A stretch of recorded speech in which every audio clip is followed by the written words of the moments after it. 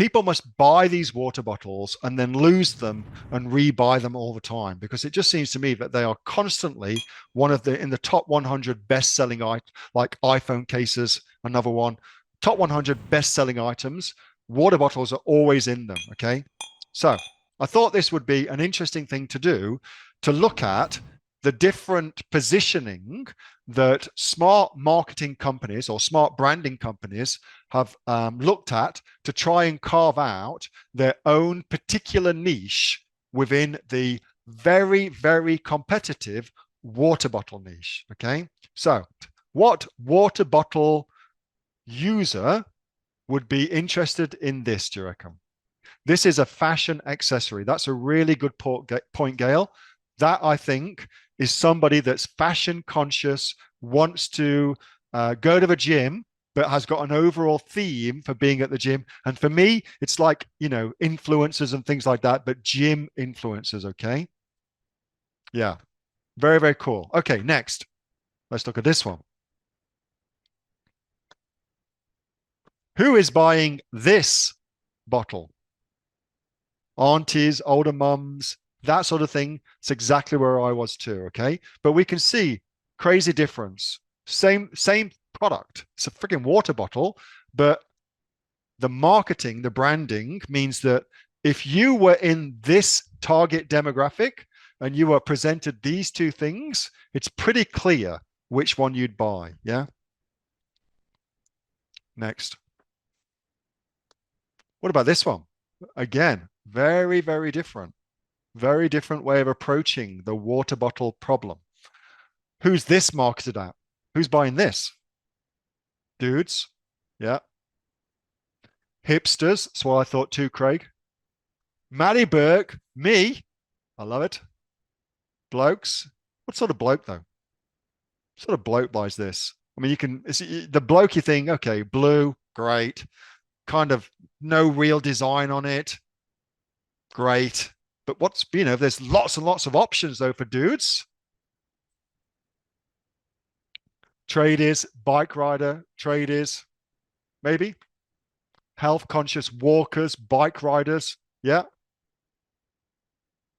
You can see, yeah. It's different again.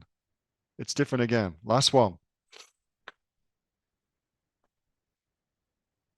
Who buys this? It's a water bottle. Very different look and feel, though. Very different thought when you think about the person who holds this water bottle. Who is it? Who's that person? Interesting that outdoor camping, outdoor guy thing. I wonder if there's an example of an outdoorsy thing versus, let's see if we can find something that looks more either like a gym version or an outdoorsy version on the page one. Because if there isn't something that uniquely says this is for a gym junkie and this is for an outdoorsy person, then that's an interesting niche that's underexploited. Okay. So that's just looks like somebody who's very utilitarian. They just want the full half-gallon bottle. What else would somebody who goes to the gym require or could possibly use or would possibly need from a water bottle? Sure. Okay. It's got water in it. They can put their electrolytes in it. If they are putting electrolytes in it, would they need to mix it with something? I don't know.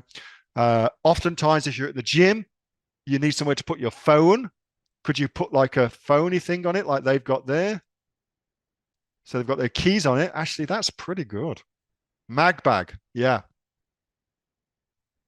Versus, what is somebody who goes camping? What's their needs related to, whoever said that, Gail, spot on. Flip cap rather than screw lid. Very, very cool, Lola. Somebody goes camping, what's their needs as opposed to a gym guy's needs? I don't know. I hate camping. Volume. Okay. Volume.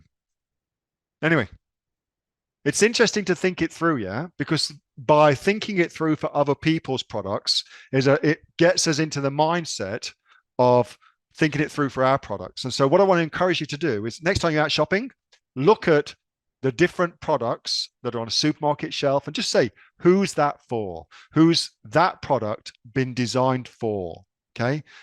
Start training your brain to look at things like that. It'll really, really help you as e-commerce entrepreneurs. That was a video from my regular Monday night Q&A session with the members of the Aussie Online Entrepreneurs. We are a community of over 2,500 people and growing. We're the fastest growing community of e-commerce entrepreneurs right now, with sales, by the way, of over $50 million.